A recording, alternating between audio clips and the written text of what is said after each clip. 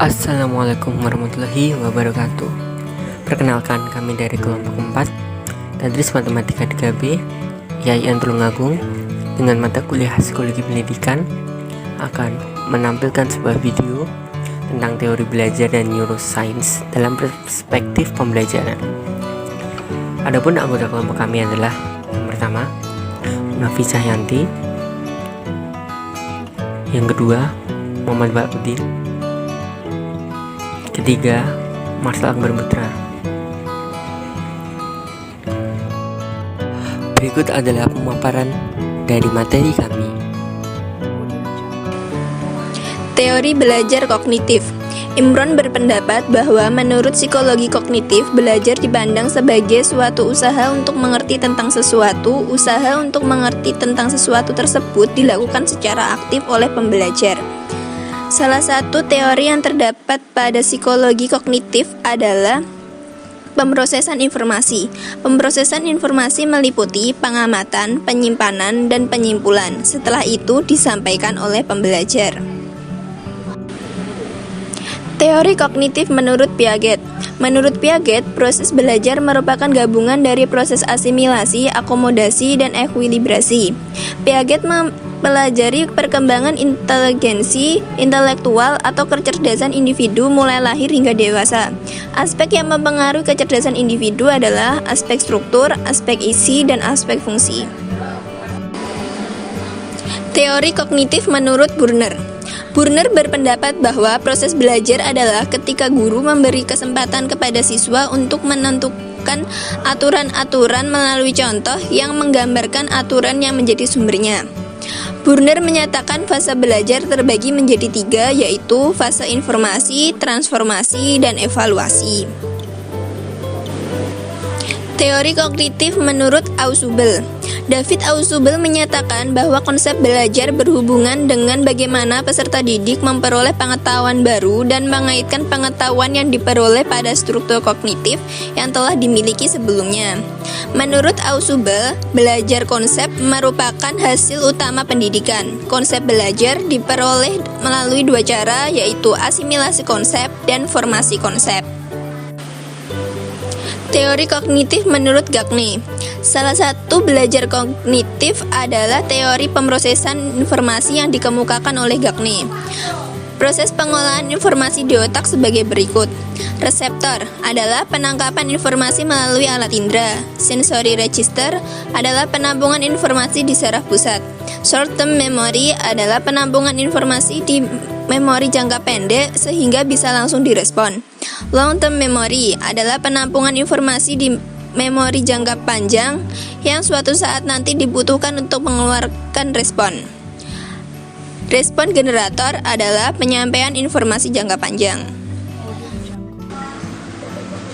Teori kognitif menurut Gestalt. Menurut pandangan psikologi Gestalt, belajar terdiri atas stimulus respon yang sederhana tanpa adanya pengulangan ide dan proses berpikir. Teori belajar Gestalt didasarkan atas pemahaman atau insting. Sifat-sifat belajar dengan insting tergantung dari kemampuan dasar, tergantung dari pengalaman masa lampau yang relevan, dapat mengamati aspek, termasuk hal yang harus dicari, dapat diulang, dan dapat digunakan dalam menghadapi masalah baru. Baik, untuk selanjutnya adalah konstruktivisme. Konstruktivisme merupakan salah satu cabang filsafat yang memandang pengetahuan sebagai hasil konstruksi dari manusia. Ia mengkonstruksi pengetahuan melalui interaksi dengan objek, fenomena, pengalaman, lingkungan, dan lain sebagainya. Untuk tokohnya salah satu yaitu Matius. Ia membedakan konstruktivisme menjadi 2 garis besar. Yang pertama adalah konstruktivisme psikologis dan yang kedua adalah konstruktivisme sosiologis. Nah, untuk konstruktivisme psikologis ini bertitik tolak pada perkembangan psikologi anak dalam membangun pengetahuannya, sedangkan konstruktivisme sosiologis ini pengetahuan dibangun lebih didasarkan kepada masyarakat. Nah, untuk selanjutnya adalah konstruktivisme psikologi personal dan konstruktivisme psikologi sosial yang merupakan cabang dari konstruktivisme psikologi. Untuk personal, kita bertitik pada karya Piaget mengenai bagaimana seorang anak membangun pengetahuan kognitifnya.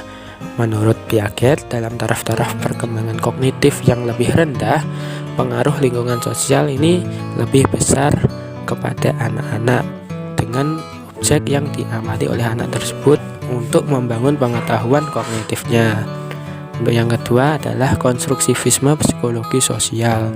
Untuk sosial ini kita bertitik tumbuh pada Vygotsky yang mengatakan bahwa dalam proses belajar terjadi perkembangan pengertian yang spontan menuju yang lebih ilmiah. Dengan diilhami oleh karya Vygotsky, sosiokulturalisme lebih menekankan praktek kultural dan sosial dalam lingkungan belajar. Nah, menurut para sosiokulturalis, aktivitas mengerti selalu dipengaruhi oleh partisipasi seseorang dalam praktek sosial dan kultural yang ada. Mereka menerapkan partisipasi individu dalam praktek kegiatan yang diorganisasikan secara kultural. Misalnya, terjadi interaksi di dalam lingkungan kelas atau di lingkungan organisasi dan lain sebagainya. Selanjutnya, penjelasan tentang konstruktivisme sosiologis. Konstruktivisme sosiologis berpandangan bahwa pengetahuan merupakan hasil penemuan sosial dan sekaligus sebagai faktor dalam perubahan sosial. Konstruktivisme sosiologis menekankan pengetahuan ilmiah adalah konstruksi sosial dan bukan konstruksi individual. Mereka cenderung mengambil fungsi dan peran masyarakat begitu saja dalam pembentukan pengetahuan manusia. Wheatley mengajukan dua prinsip utama dalam pembelajaran dengan teori belajar konstruktivisme. Pertama, pengetahuan tidak dapat diperoleh secara pasif, tetapi secara aktif oleh struktur kognitif siswa. Yang kedua, fungsi kognisi bersifat adaptif dan membantu pengorganisasian melalui pengalaman nyata yang dimiliki anak. Kemudian, hubungan teori konstruktivisme dengan konsep belajar. Teori belajar konstruktivisme adalah sebuah teori yang memberikan kebebasan terhadap manusia yang ingin belajar atau mencari kebutuhannya dengan kemampuan menemukan keinginan atau kebutuhannya tersebut dengan bantuan orang lain, sehingga teori ini memberikan keaktifan terhadap manusia untuk belajar menemukan sendiri kompetensi, pengetahuan, atau teknologi dan hal lain yang diperlukan guna mengembangkan dirinya sendiri. Pada dasarnya, teori konstruktivisme menekankan bahwa belajar adalah membangun makna, sedangkan mengajar adalah memfasilitasi.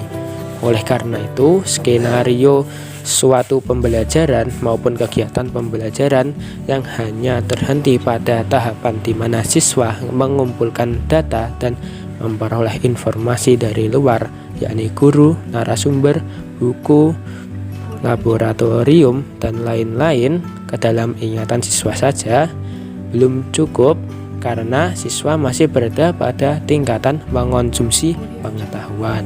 Oleh karena itu, perlu langkah-langkah yang menunjukkan tindakan siswa mengonstruksi gagasan untuk memproduksi pengetahuan. Hakikat pembelajaran menurut teori konstruktivisme.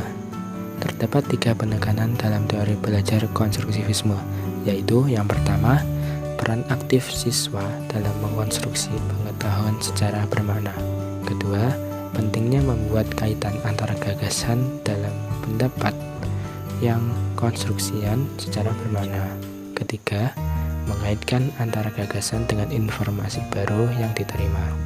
Selain penekanan dan tahap-tahap tertentu yang perlu diperhatikan dalam teori belajar konstruktivisme, Hanbury mengemukakan sejumlah aspek dalam kaitannya dengan pembelajaran, yaitu yang pertama, siswa mengonstruksi pengetahuan dengan cara mengintegrasikan ide yang mereka miliki. Kedua, pembelajaran menjadi lebih bermakna karena siswa mengerti. Ketiga, strategi siswa lebih bernilai. Dan yang keempat, siswa mempunyai kesempatan untuk berdiskusi dan saling bertukar pengalaman dan ilmu pengetahuan dengan temannya. Nah, dari beberapa pandangan di atas, dapat kita simpulkan bahwa pembelajaran yang mengacu kepada teori belajar konstruktivisme lebih memfokuskan pada pada kesuksesan siswa dalam mengorganisasikan pengalaman mereka, bukan kepatuhan siswa dalam refleksi atau apa yang telah diperintahkan dan dilakukan oleh guru. Dengan kata lain, siswa lebih diutamakan untuk mengkonstruksi sendiri pengetahuan mereka melalui asimilasi dan akomodasi.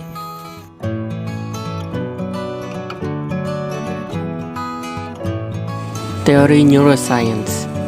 Apa itu teori neuroscience? Neuroscience secara etimologi adalah ilmu neural science, yang mempelajari sistem syaraf, terutama mempelajari neuron atau sel syaraf dengan pendekatan multidisipliner. Secara terminologi, neuroscience merupakan bidang ilmu yang mengkhususkan pada studi saintifik terhadap sistem syaraf. Neuroscience juga disebut sebagai ilmu yang mempelajari otak dan seluruh fungsi-fungsi syaraf lainnya. Bagi teori neuroscience, sistem syaraf dan otak merupakan asas fisikal bagi proses pembelajaran manusia. Neuroscience adalah suatu bidang penelitian saintifik tentang sistem syaraf, utamanya otak. Neuroscience merupakan penelitian tentang otak dan pikiran. Studi tentang otak menjadi landasan dalam pemahaman tentang bagaimana kita merasa dan berinteraksi dengan dunia luar, dan khususnya apa yang dialami manusia dan bagaimana manusia mempengaruhi yang lain.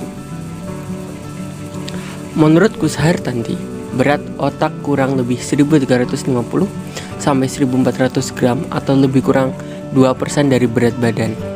Tidak ada hubungan langsung antara berat otak dan besarnya kepala dengan tingkat kecerdasan. Otak bertambah besar namun tetap berada dalam tengkorak, sehingga semakin lama akan semakin berlekuk-lekuk. Semakin dalam lekukan, pertanda semakin banyak informasi yang disimpan dan semakin cerdaslah pemiliknya. Neuroscience disebut pula sebagai ilmu otak karena mempelajari seluruh proses berpikir. Itu sendiri terkait ilmu pengetahuan, perilaku, tindakan yang amat luas cakupannya. Setidaknya ada 7 jenis kecerdasan yang dikemukakan oleh Gardner, yaitu linguistik, matematika, spasial, kinestetik, musik, antarpribadi, dan interpribadi. Selanjutnya, Gardner juga menambahkannya lagi dengan 3 kecerdasan penting, yaitu kecerdasan naturalis, eksistensial, dan spiritual. 10 hukum dasar otak menurut Brian 2001.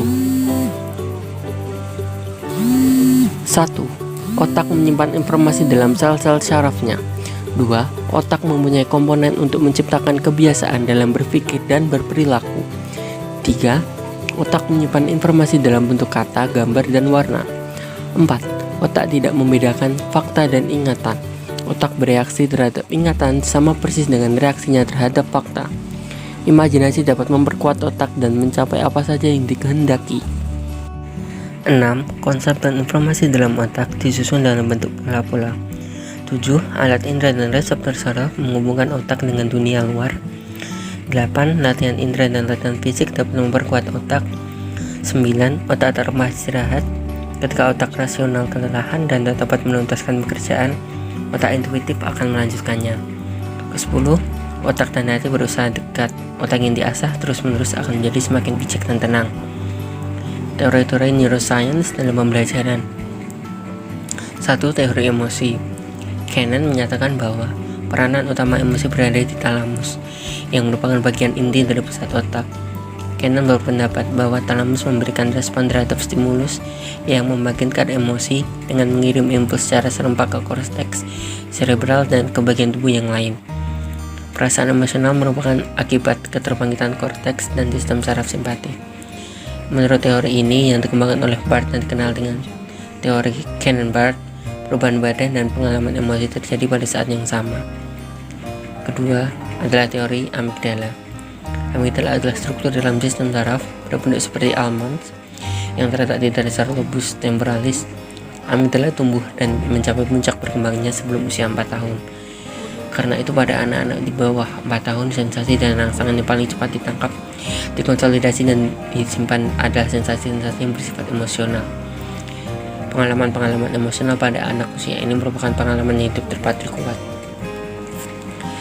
Ketiga, teori Triune Brain.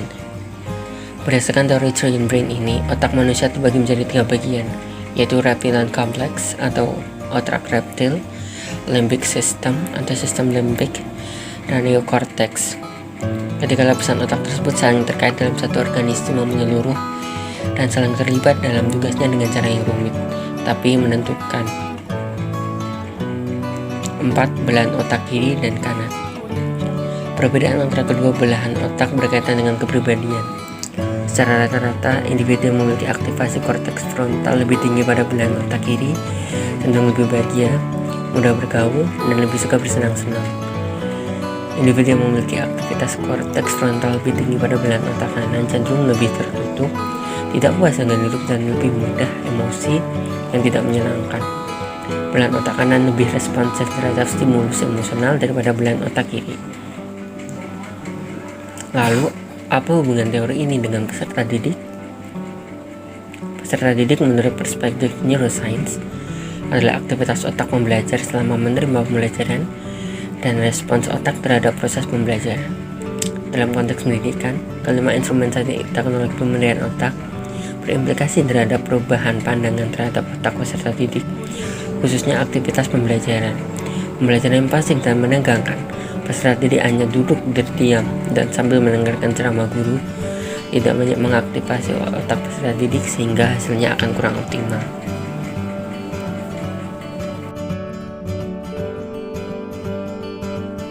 Sekian apa yang dapat kami tampilkan. Apabila ada kekurangan materi, kami mohon maaf. Akhir kata, wassalamualaikum warahmatullahi wabarakatuh.